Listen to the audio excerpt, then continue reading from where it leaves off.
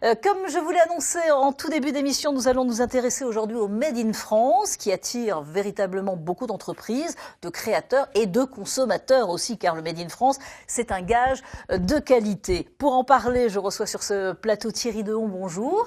Vous êtes créateur, dirigeant de la société ClickIt.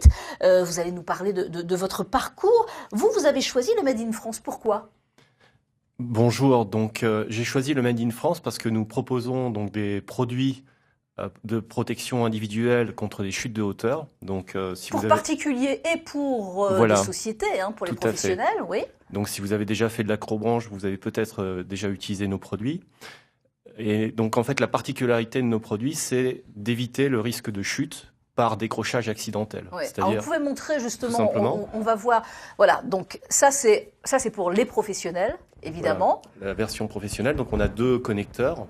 Dans le bâtiment aussi, hein. Voilà, pour l'industrie, le bâtiment, les échafaudages, éoliennes, enfin toute activité où on est amené à cheminer en hauteur. Et pour vous, c'était important de travailler avec des produits français, avec des partenaires français, pour vraiment ce gage, je le dis depuis le début de l'émission, ce gage de qualité. Tout à fait. Donc, en fait, pour reprendre la proposition que nous faisons à nos clients, nous avons ces 2 connecteurs qui sont attachés donc à un harnais via une longe. Et en fait, quand un des connecteurs est ouvert, là, j'ouvre le connecteur. Le deuxième, en fait, se verrouille automatiquement. D'accord. Donc, c'est-à-dire que, en fait, la personne reste en toute sécurité tout le temps. Oui, alors et on évite le risque de chute. Pour des parcs d'attractions aussi, l'acrobranche, je vous en avais parlé. Cette idée est venue, vous avez créé il y a quelques années cette société. Cette idée est venue par rapport à... Alors, il n'y a pas eu la chute, mais presque, dans un... Tout à fait. Donc, c'est une expérience personnelle. En fait, je suis allé sur un parc acrobranche, comme beaucoup de Français tous les ans, faire cette magnifique activité. Et je me suis retrouvé détaché totalement un court moment. Et en redescendant, je suis allé voir le gérant du parc et je lui ai dit, j'ai eu peur et il y a quelque chose à faire. Et c'est là qu'est née l'idée. Et c'est là qu'est née l'idée. Alors, on se dit évidemment que le coût est plus important parce que ce sont des produits peut-être français plutôt que des produits étrangers. Mais pour vous, les ventes sont plus importantes aussi parce que c'est notifié Made in France et donc gage de qualité. Alors, il y a 2 choses. Vous parlez de coût, mais en fait, le coût de la vie d'une personne qui a un accident, c'est pas comparable. Évidemment. Et donc, nous avons choisi la qualité. Et pour la qualité, eh bien, le Made in France permet d'avoir la proximité avec nos fournisseurs. Donc, nos fournisseurs comprennent notre demande. Nous assemblons localement, nous faisons le contrôle, nous faisons de la maintenance.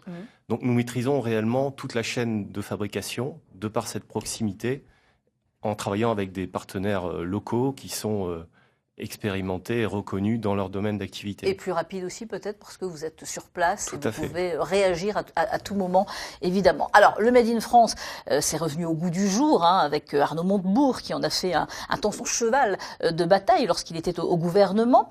Un autre exemple comme vous, Philippe Linglé, qui lui a créé sa marque Augustine Métro. Ça fait 20 ans qu'il crée français. Et Laurent Villain et Philippe Cocampo l'ont rencontré à Vinicourt, où il s'est installé. Dans ce reportage, on a noté que, il fait travailler son voisin, il fait travailler son département, il fait travailler sa région, et c'est important, comme vous faites travailler les partenaires qui sont à côté de vous, pas très loin. Tout à fait. Donc on travaille avec tous nos fournisseurs quasiment sont français et on va dire à 3h30 de voiture. Ouais. Donc ce qui donne, comme on l'a dit tout à l'heure, une capacité de réactivité dans les nouveaux développements, dans les mises au point de produits. Parce que vous êtes installé, vous, dans la Marne, sur Reims. Nous assemblons à Reims, tous les produits sont assemblés à Reims. Est-ce que c'est compliqué pour vous face aux concurrents et à la concurrence mondiale ? En fait, nous avons, depuis 6 ans, donc les premiers produits ont 6 ans, et en 6 ans, on équipe maintenant donc 30% des parcs acrobranche en France. Ouais. Et nous exportons dans plus de 30 pays. Donc on a des clients réguliers au Japon, en Australie, aux États-Unis.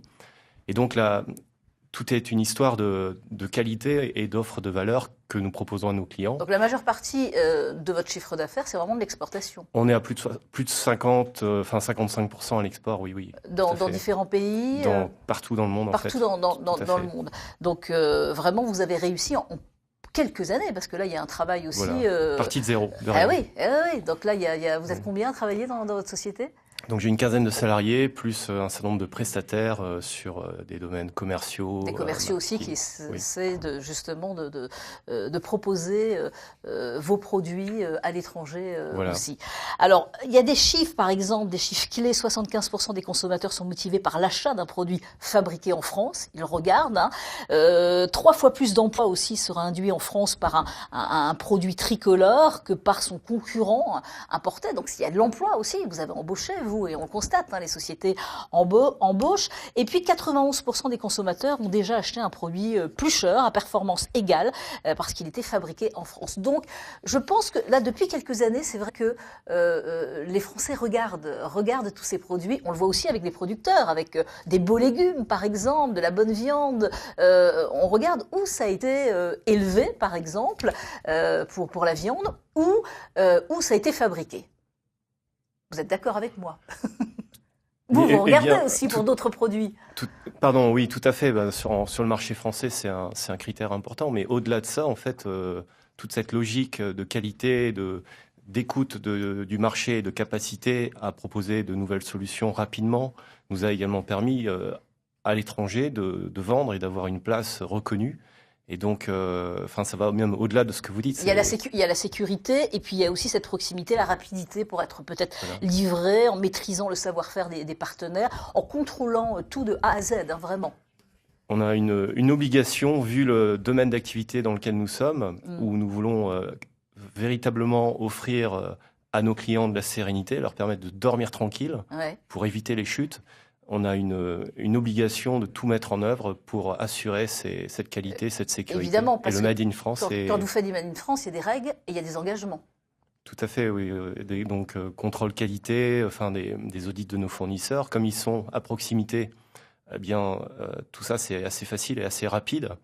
Et se crée donc une connaissance mutuelle et une compréhension par nos fournisseurs de nos besoins pour justement atteindre tous ces objectifs. Alors, vous avez eu des aides aussi lorsqu'on crée du Made in France, quand on crée vraiment des produits français, il y a des aides?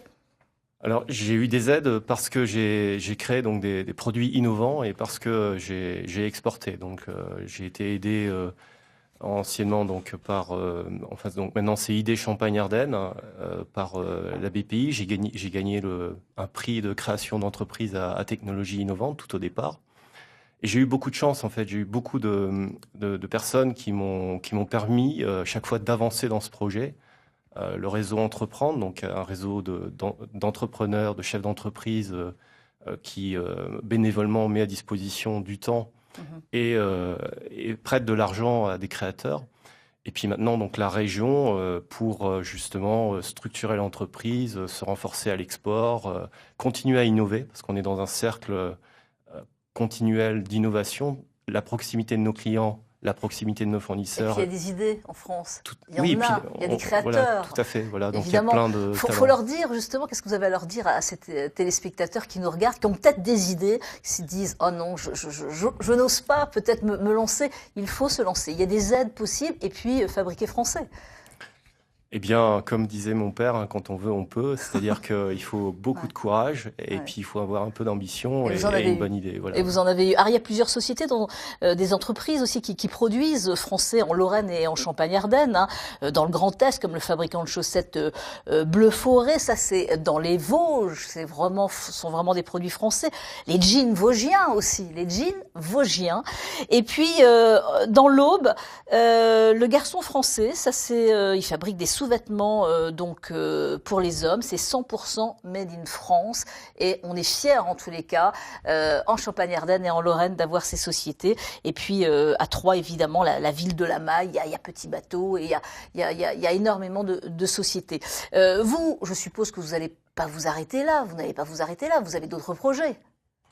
Mais en fait tout simplement tous les ans on a une nouvelle idée, on a un nouveau projet.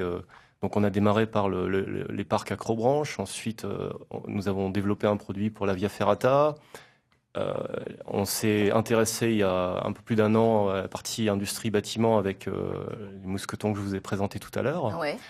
Et nous avons donc l'ambition de continuer à étoffer notre gamme de produits, à la fois sur le domaine du loisir et du professionnel, pour offrir à nos clients une gamme qui réponde à leurs besoins, parce qu'on maîtrise ce qu'on fait. Bon, vous viendrez nous présenter en tous les cas d'autres produits, évidemment, ou nous parler emploi, parce qu'on parle emploi dans cette émission, et je suis sûre que vous allez encore embaucher prochainement avec tous les projets que vous avez. Merci beaucoup en tous les cas. Merci. Alors en France, fallait l'expliquer, en France, dans l'Union européenne, le marquage fabriqué en France est facultatif, sauf sur certains produits agricoles ou alimentaires. Vous, c'est notifié ou pas dessus ? Alors, nous avons donc l'obligation, compte tenu du type de produit que nous proposons, d'avoir un certificat CE de type. Donc, tous ces produits sont passés à la PAV, validés. Notre site de fabrication est audité tous les ans. Des produits sont prélevés pour test. Donc, tout ça, c'est un cadre réglementaire très strict. Bon, très strict. Et il y a des sanctions en cas d'utilisation abusive, évidemment. Importer des produits étrangers portant une indication Made in France est interdit par le Code des douanes, évidemment. La mention doit être supprimée. Et selon le Code de la consommation, indiquer une origine trompeuse est une infraction pouvant aboutir à une peine d'emprisonnement de 2 ans et une amende de 37 500 €. À noter que les assises du Produire en France auront lieu ce jeudi et ce vendredi à Reims, au Centre des Congrès et au Palais du Thau, pour débattre évidemment sur le Made in France. Merci beaucoup Thierry Dehon d'être venu sur ce plateau. Merci à vous. Je vous propose de regarder le dessin du jour sur ce thème. C'est comme ça chaque jour avec nos dessinateurs ici. Regardez ce dessin, le dessin de notre dessinateur Daniel Cazenave. Et oui, bleu, blanc, rouge. Merci Daniel pour ce dessin.